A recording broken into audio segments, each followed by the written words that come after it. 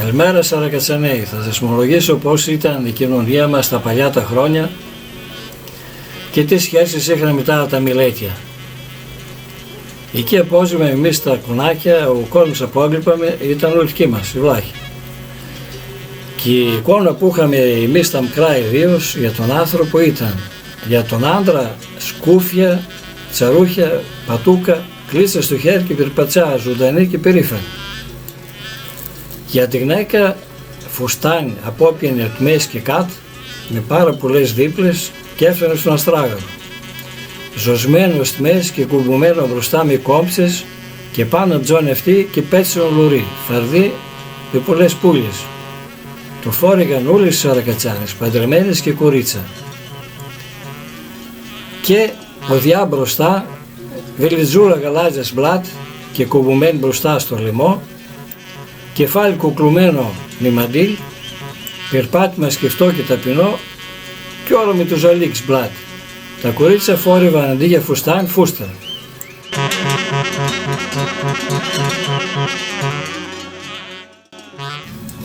Άμα φαίνονταν κανιά βολά κάνας άνθρωπος, απ' μελέτη, βάρυγε στο μάτι και άγγισε ένας χωριάτης, άμα πρόκονταν για χωριάτη. Αυτός διέφερε το βλάχο καθότι φόρεγε και αυτός ρούχα, σκτίσα, όπως και ο Σαρακατσάνος, αλλά δεν είχε σκούφια, τσαρούχια, κλίτσα και τέτοια. Και άμα φέρονταν για κανένας με κανένα ρούχο πιο διλικάτο, πιο ψηλό, έστω και τρίλ και παπούτσα σκαρπίνια ή μπουτίνια στα ποδάρια ή κάπως λεπτότερο παρουσιαστικό, ένας πολίτης έλεγα, δηλαδή άνθρωπος σαν πόλη. Οι τότε εδώ δεν ήταν και πολύ καλοδεχούμενοι, συνήθως ήταν σπράκτορες. Όποιος χρώσταγε ψωροκόστινα λάκαγε, να τρυπώσει. Και ακόμα χειρότερα ήταν όταν έρχονταν τα αποσπάσματα να πιάσουν σαν υπότακτοι. Αυτοί δεν έπιαναν σκορφές και καραούλζαν, πότε θα φύγουν οι χωροφύλακες. Πλειότερο κόσμο έγλειπα με το Πάσχα, στην Ανάσταση. Μαλαχά φάοντας πάνε στην εκκλησία. Πού όλα να δούμε τόσο κόσμο. Τις χωριάτες και τις χωριάτσες στήραγαμε με λιώτικα, σαν αλλιώτικα πράγματα. Αλλά και αυτοί το ίδιο μας στήραγαν.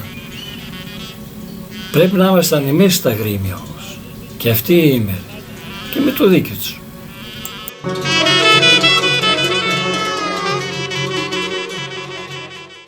Οι Σαρακατσάνοι έφτιαναν τα κουνάκια τους πάντα στην άκρη από τα χωριά.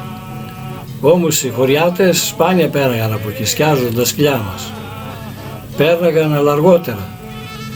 Είτε πέρα από στρατούλα, εκεί πέρναγε και ο ταχυδρόμος, είτε και ακόμα πιο χαμπλότερα. Θυμάμαι πως πέρναγαν γυρνώντας σαν πόλη, καβάλα στα άλογα και κουκουλουμένοι με τις κάπες. Θυμάμαι μια βολά, απστάθηκε ένας και είχε κρυμασμένα πίσω στο σαμάρι μια αρμαθιά ψάρια. Και έκρινε και μας τα έδωκε. Τα είχε παραγγείλει ο πατέρας μου. Τα ψάρια, σπάνιο πράγμα για τη Σαρακατσάνη. Άλλη μια βολά, το θυμάμαι σαν τώρα, πέρναγε μπροστά στα κονάκια, στον καρόδρομο, ένας γέροντας από το χωριό, με έναν άλλο και με ένα μικρό κάρο, το είχε ζυμμένο ένα γουμάρι. Ήταν νεφουράκος εκεί μπροστά στα κονάκια, φαίνεται είχε και λάσπη και δυσκολεύονταν το κάρο να βγει. Και έσπροχναν και οι δυο οι χωριάτες.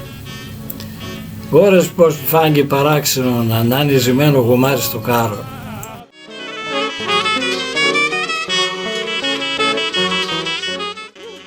Αργά το φθινόπωρο πέρναγαν μπροστά στα κονάκια πουλά κάρα φορτωμένα με τα καπνά από το χωριό που είχαν πουληθεί και τα πάινα κάτω στην πόλη.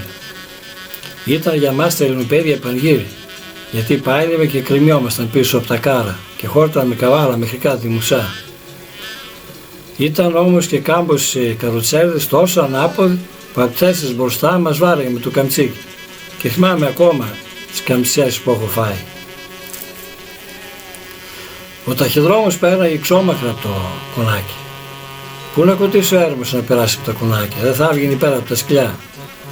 Το θυμάμαι καβάλα σε ένα γουμαράκι, αλλά και πιζόκανια βολά. Κοντοστέκονταν, βάραγε την τρομπέτα και πάει κανένας από τα κονάκια να δω και να πάρει κανένα γράμμα. Ιδίως αυτοί που είχαν παιδιά στο στρατό κατέρευναν τον ταχυδρόμο. Με το γράμμα το έδωσαν και του λιάνομα. χρειάζονταν για τα γραμματόσημα. Αυτοί δεν αγόραζαν για να τα έχουν τα γραμματόσημα. Τα έχει και τα κόλλαγε ο ταχυδρόμος. Και καμιά βολά τσέγραφε και το πανογράμμα. Τη σύσταση δηλαδή, απάνω στο φάκελο. Αλλά η γραμματαλλαγή στάνης ήταν λιγουστή.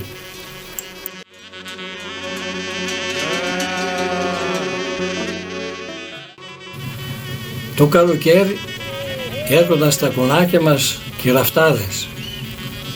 Έραφταν τσαντρίσεις φορισές αλλά και κάνια γυναικίσα. Λίγα πράγματα όμως. Έραφταν παντελόνια, γυλαίκια, πατατούκες.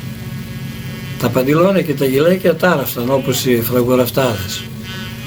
Όμως οι πατατούκες ήταν άλλο πράγμα. Κάτι σαν σακάκι, αλλά μακρύτερο, λίγο λαγγιολάτο, με πέτα, τρανά και στρογγυλά, όχι μητερά, και κολλημένα στο ρούχο.